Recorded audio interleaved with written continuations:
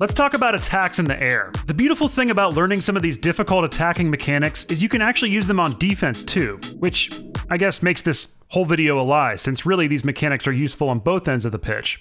It's the process that counts. The repetition required to become consistent at air dribble wall setups, for instance, will not only lead to amazing solo plays, it's going to make you really comfortable on the wall in general. And I don't know if you've taken a look around the field in Rocket League, but there's a lot of wall. So you should learn wall. Here are some of my favorite fundamental attacking moves that every player should get comfortable with.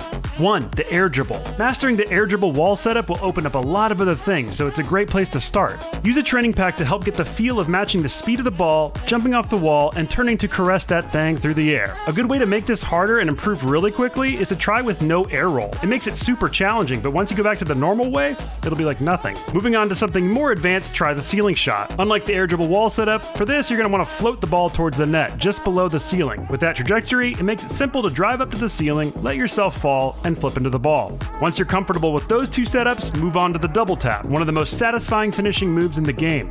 At this point, you should be practicing these moves in free play rather than a training pack, so you can get a unique setup every time. Finally, you should try learning one of the most difficult mechanics, the flip reset. Some people avoid learning this because they think it's not useful or too flashy or too difficult for their playstyle. But just remember, the process of learning things you think you can't do is what will make you better at the basics too. The key for the flip reset is to create some separation between you and the ball. Pop it away from the wall so you can jump after it with speed while air rolling to get that sweet spot on the underside of your car up on the ball. After that, it takes tremendous car control, or in my case luck, to orient your car to get power on the ball with your flip. This is pretty advanced stuff for most players, but chances are if you're grinding Rocket League, you've already heard of these moves. But there's also a chance you've put off learning them because you thought they looked too hard, and if that's the case, this is your sign to learn them today. Because once you hit something like this in a game, it'll make the thousands of times you whiff the ball completely worth it.